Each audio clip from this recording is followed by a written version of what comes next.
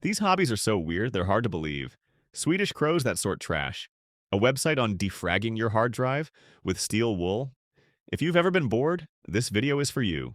Let's go. Hey there. Have you ever met a person whose hobby makes you say, "Whoa, is that even a thing?"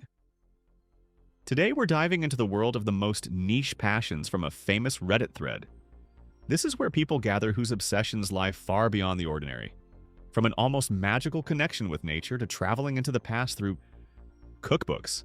It's going to be interesting. Our first story is perhaps the best proof that crows aren't just smart. They're incredibly perceptive. One user writes that his twin daughter had been friends with the local crows for years, feeding them, playing with them, and they adored her.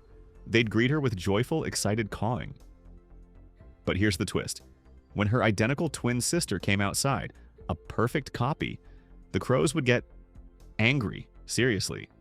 They acted as if they'd been deceived, as if this imposter really bothered them. People mix the twins up all the time, but the crows, never. They see the difference. Creepy and cool at the same time, right? Now for a hobby that takes us back centuries. Imagine someone who doesn't just collect coins, but creates them from scratch, using only medieval techniques. He studies ancient methods, forges his own tools, hand engraves the dies, casts silver blanks, and strikes the coins with a hammer. He's fascinated by the thought that centuries ago, thousands of these perfect little discs, the prototypes of our money, were made entirely by hand. It's especially ironic, he says, to do this now, as physical cash is slowly disappearing from our lives. It's a real journey through time in his own workshop.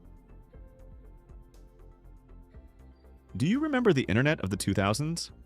For some, it's not just nostalgia, it's a passion. One user calls himself an archaeologist of dead websites.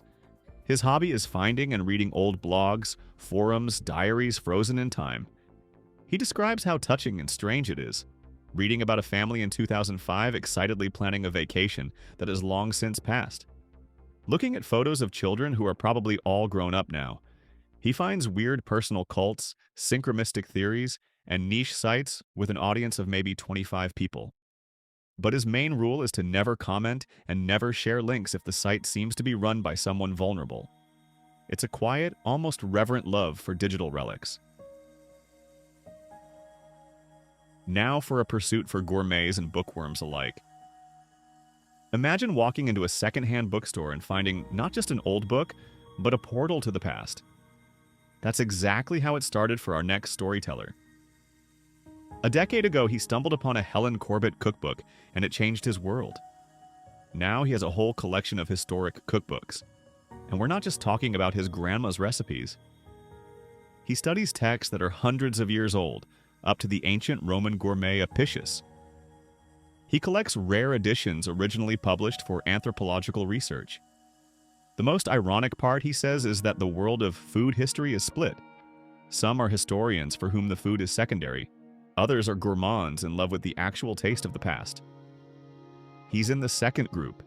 He was drawn to history precisely because of the aroma, texture, and spirit of old dishes. And yes, on his shelf, there's an entire book dedicated solely to the history of ketchup.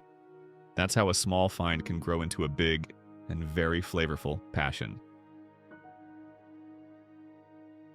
Now let's blast through a few rapid-fire obsessions that are too good to skip.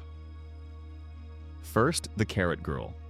A very pale woman in her 20s decided to eat so many carrots she turned orange. She meticulously documented her progress on a dedicated website. Mission accomplished, she achieved an orangey yellow hue. Unsettling? A bit. Dedicated? Absolutely. Next, the Dr. Pepper detective. One man ran an entire website reviewing and rating every single Dr. Pepper knockoff beverage he could find. A true connoisseur of obscure soda. And finally, a strangely educational site that explains, with scientific seriousness, what happens when you consume too much blue food coloring. Let's just say it involves a very artificially vibrant result in the bathroom. And we can't forget about the crow's entrepreneurial cousins in Sweden. Over there, they've built special vending machines for the birds. The deal is simple. A crow picks up a discarded cigarette butt, drops it in the machine, and gets a peanut in return. It's a genius, eco-friendly cleanup system. And guess what? The crows aren't just smart enough to use it, they teach each other how it works. There are even rumors of particularly ambitious crows trying to collect payment directly from smokers.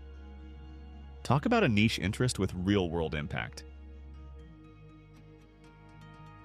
Honestly, stories like these are the best reminder of the richness of human curiosity. We've gone from smart birds telling twins apart to medieval craftsmen, digital archaeologists, and historians of taste. And that's just a small part of it. By the way, in the same thread, people shared even more curious obsessions, from collecting Dr. Pepper knockoffs to scientifically studying the effects of blue food coloring. The world of niche interests is boundless. Each of these passions is its own entire universe. And it's great that there are still places on the internet where you can catch a glimpse of these universes. What about you? Do you have something surprising? What's your most unusual niche interest? I'm waiting in the comments. If this dive into different worlds was interesting for you, support the video with a like and subscription. There's plenty more strange and amazing stuff from the depths of the web ahead. See you next time.